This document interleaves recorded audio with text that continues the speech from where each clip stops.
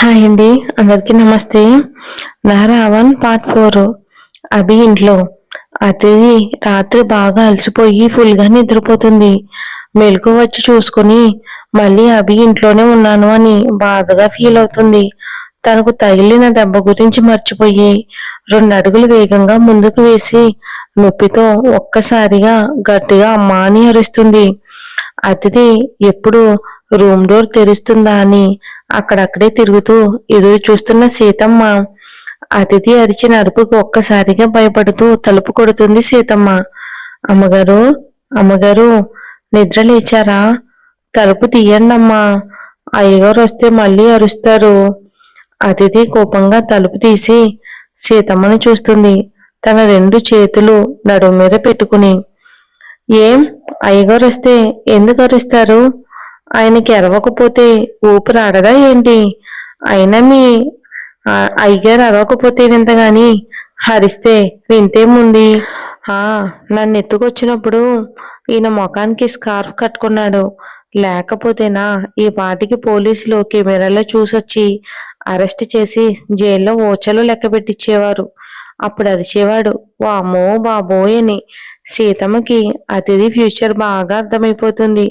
అమ్మగారు, నెమ్మదిగా మాట్లాడండి.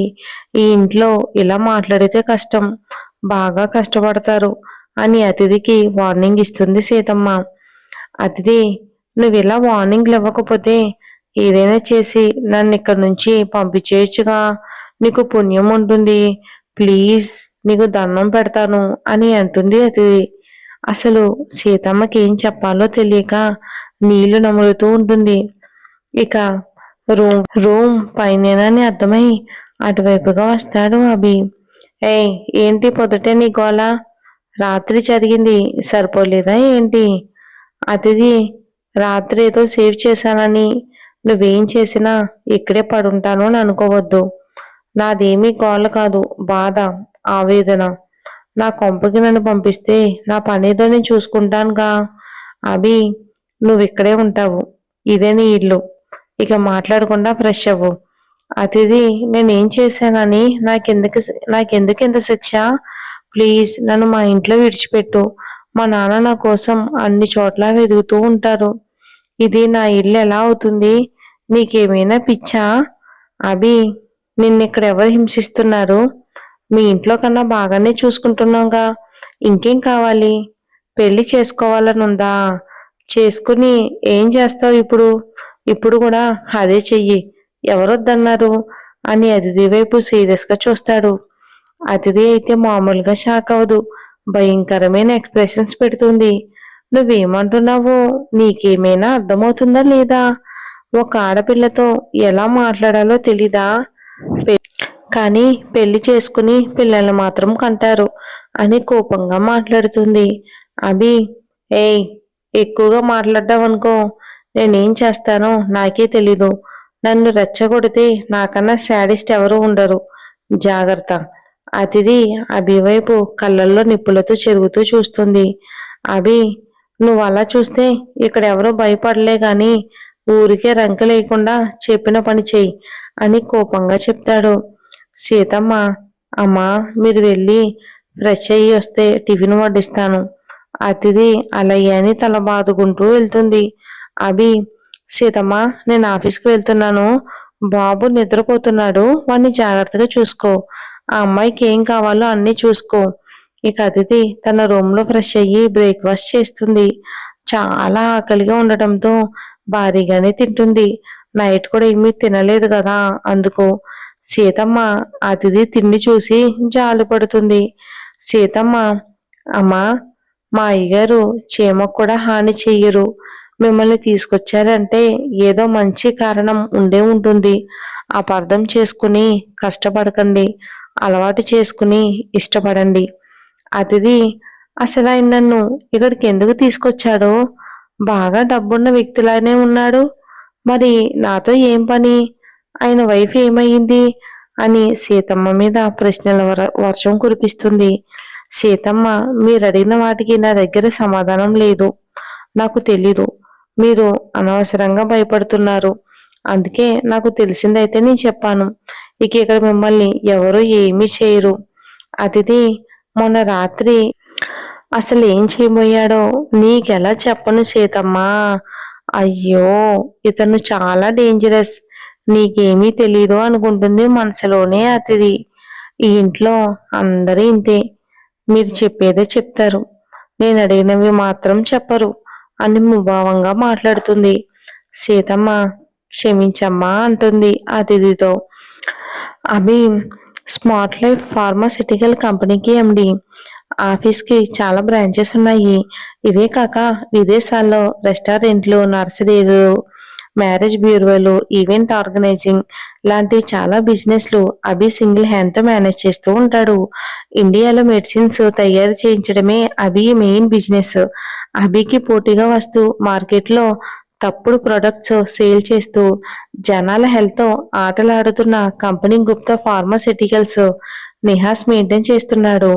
ఈ కంపెనీలో నుంచి వచ్చే మెడిసిన్స్ మీద చాలా రోగాలు వస్తున్నాయి. మెడిసిన్స్ వల్లనే వస్తున్నాయని కొంతమంది డాక్టర్లు పిటిషన్ వేశారు. కానీ ఎవ్వరూ గుప్తా ఇండస్ట్రీని ఎదిరించలేక సైలెంట్ అయిపోయారు. వాళ్ళకి సమాధానం చెప్పే దమ్ము, ధైర్యం ఒక అభిలో మాత్రమే ఉంది. అభి పరిస్థితి తెలుసుకుని కోర్టులో గుప్తా కంపెనీ మీద కేసు వేశాడు అభి. ఆ కేసు జరుగుతూనే ఉంది. అభిని ఎదిరించాలి అంటే డబ్బు, పేరు మాత్రమే కాదు, తెలివితేటలు కూడా కావాలి. నిహాస్ అభి మీద ఎలా పగ తీర్చుకోవాలో అని ప్రతి నిమిషం ఆలోచిస్తూనే ఉంటాడు. అభి కంపెనీలో profits child welfare, human welfare, old age homes, missionary హాస్పిటల్స్కి వెళ్ళిపోతాయి.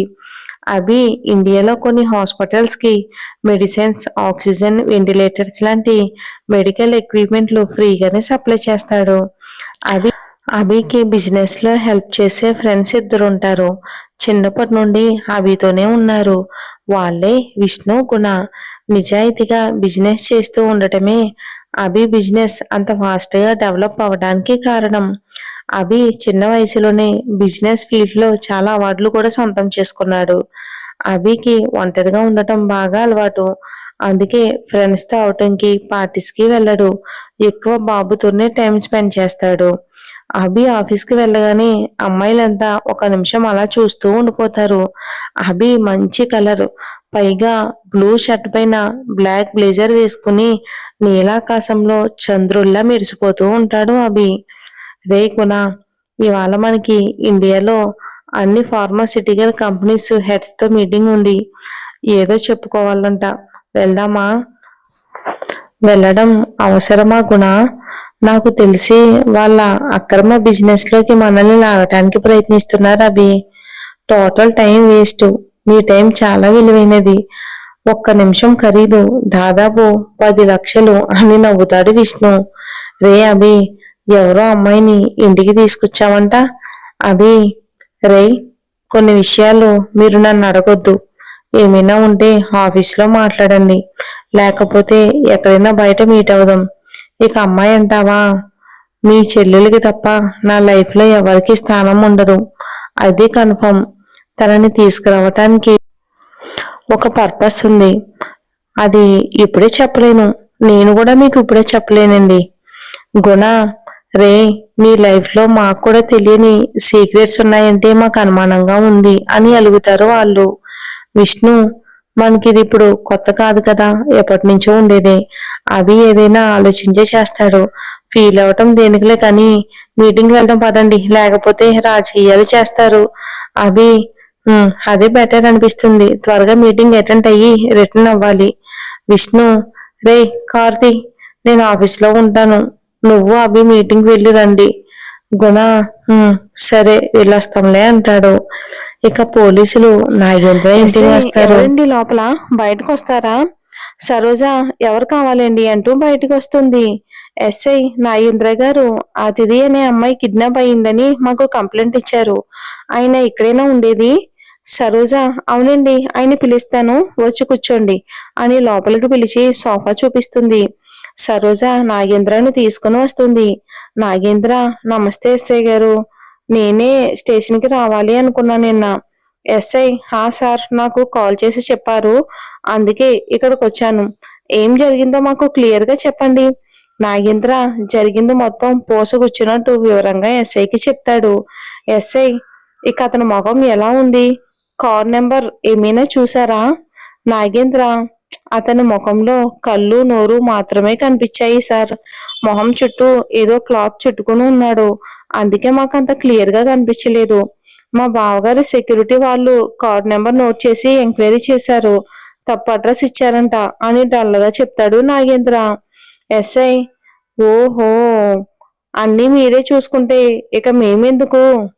ఇంతటితో దానికి డిఎస్పీ సార్ నుంచి రికమెండేషన్ ఎందుకు అని అంటాడు చిరాగ్గా ఎస్ఐ. నాగేంద్ర, సార్ మా బావ అంటే చంద్రగుప్తా గారు సార్, ప్రముఖ పారిశ్రామికవేత్త. అందుకే పలుకుబడితో వెంటనే కనుక్కున్నారు. ఏమీ అనుకోవద్దు, మా టెన్షన్ మాకు ఉంటుందిగా అని బ్రతుకులాడతాడు. ఎస్ఐ, మీరంతా బిజినెస్ రంగంలో బాగా స్థిరపడ్డారు. అందుకే సొసైటీలో చక్రం తిప్పుతున్నారు. ఏం చేస్తాం, మీ జాతకం అలా ఉంది, మా జాతకం ఇలా ఉంది అని నిష్ఠూరంగా మాట్లాడతాడు ఎస్ఐ. నాగేంద్రకు కోపం వస్తున్నా ఇక కూతురు కోసం కంట్రోల్ చేసుకుని ఓపిగ్గా మాట్లాడుతూ ఉంటాడు. నాగేంద్ర, మా అమ్మాయి చాలా అమాయకురాలు సార్. ఇంట్లోంచి బయటకు కూడా తక్కువగా వెళ్తుంది.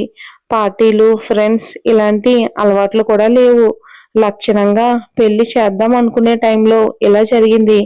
దయచేసి తన గురించి వెతకండి సార్.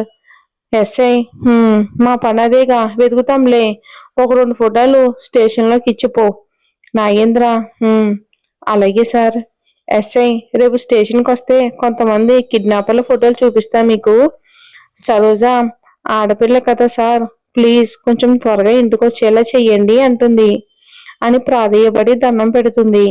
ఎస్ఐ, సరే సరే, నేను చూసుకుంటానులే, ఇక నేను వెళ్తున్నాను.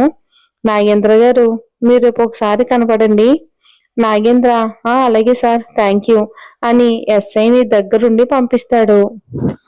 ఇక అభి ఇంట్లో అతిథికి రూమ్ లో కూర్చుని బోర్ కొడుతూ ఉంటుంది. టీవీ చూసినా టైంపాస్ అస్సలు అవదు. అతిథి ఫోన్ కోసం చూస్తుంది, కానీ ఇంట్లో ఒక్క ఫోన్ కూడా కనిపించదు. తన ఫోన్ అభి దగ్గర ఉంటుంది. అతిథి ఇంత పెద్ద ఇంట్లో ఫోన్ ఉండదా అని ఆశ్చర్యపోతుంది. ఫోన్ ఉంటుంది, ఒకటి కాదు, ఇంట్లో 5 ఫోన్లు ఉంటాయి. కానీ ఎక్కడ ఉంటాయో సీతమ్మకి మాత్రమే తెలుసు. అతిథి రూమ్ లో నుంచి బయటకు వచ్చి సీతమ్మ కోసం చూస్తుంది. సీతమ్మ దరిదాపుల్లోనే కనిపించదు. అతిథి గార్డెన్ లోకి వస్తుంది. విల్లాలో గార్డెన్ చాలా పెద్దగా ఉంటుంది. చాలా రకాల పూల మొక్కలు ఉంటాయి. రంగురంగుల రోజా పూలు అతిథి మనసుకి ప్రశాంతత మార్చేస్తాయి. అతిథి మనసులో అప్పటి వరకు ఉన్న దిగులంతా కూడా మాయమైపోతుంది. చల్లటి గాలికి మనసు దూది పించెలా ఎగిరిపోతుంది. చాలాసేపు అక్కడే కూర్చుని తన జీవితం గురించి ఆలోచించుకుంటుంది. అతిథి తన తల్లిదండ్రులతో ఇలాంటి గార్డెన్ లో ఆడుకున్న రోజులు గుర్తొచ్చి చాలా బాధపడుతుంది. నాగేంద్ర ఎంత బాధపడుతూ ఉంటాడో. ఎలాగైనా ఇతని దగ్గర నుండి తప్పించుకోవాలి అని చుట్టూ చూస్తూ ఉంటుంది. తనకు దగ్గరలో ఎవరూ కనిపించకపోవడంతో వేగంగా అడుగులేస్తూ విల్లా గేటు దాకా వెళ్తుంది. అతిథి గుండె ఫాస్ట్ గా కొట్టుకుంటూ ఉంటుంది. కంగారుగా గేటు బయటికి వెళ్లి 2 అడుగులు వేయగానే కొంతమంది బౌన్సర్లు అతిథిని ఆపుతారు. బౌన్సర్స్, మేడం, బయటికి వెళ్ళడానికి వీల్లేదు, దయచేసి లోపలికి వెళ్ళండి. అతిథి, నా గురించి మీకెందుకు? ఎవరు మీరు? బౌన్సర్స్, మేము అభిసార్ బౌన్సర్స్. విల్లా నుంచి మిమ్మల్ని బయటికి రానివద్దని సార్ మరీ మాకు చెప్పి వెళ్ళారు. అతిథిని వెతుక్కుంటూ సీతమ్మ అక్కడికి వస్తుంది. సీతమ్మ, అమ్మాయి గారు, నేను మీకోసం వెతికి అలసిపోయాను. రండి, మీకు మెడిసిన్ ఇవ్వాలి. టైంకి ఇవ్వకపోతే సార్ నా మీద అరుస్తారు. అతిథి, అబ్బా, ఎవ్వరు మాట్లాడినా సార్ సార్ తప్ప ఇంకేమీ వినిపించట్లేదా అని చిరాకు పడుతుంది. సీతమ్మ, మీకు ఎలా అనిపించినా సరే తప్పదు, లోపలికి రండి. అతిథి, వస్తున్నా, పద అని వెనకాలే వెళ్ళి తల బాదుకుంటుంది. మరి ఏం జరుగుతుందో వచ్చే ఎపిసోడ్ లో చూద్దాం. వీలైతే ఇంకొక ఎపిసోడ్ ఇస్తానండి ఈరోజు, లేదంటే రేపు 2 ఎపిసోడ్స్ ఇస్తాను. డైలీ మన ప్రతి ఛానల్లో కూడా 2 ఎపిసోడ్స్ ఇవ్వడం జరుగుతుంది. కాకపోతే కొంచెం బిజీగా ఉండటం వల్ల నా అవ్వడం లేదు. ఇస్తానండి, కంటిన్యూ ఇస్తాను ఒక 4-5 డేస్ లో. దీంట్లో మటుకి కంటిన్యూ ఇస్తాను. రేపు ఇంకో ఎపిసోడ్ కూడా ఇస్తాను. వీలైతే ఈవినింగ్ లోపు ఇంకో ఎపిసోడ్ అప్లోడ్ చేస్తాను. అలాగే మన సూర్యలో కూడా న్యూ స్టోరీ స్టార్ట్ అవుతుందండి. I hate my wife story విని ఎలా ఉందో కామెంట్ చేయండి. Thanks for watching.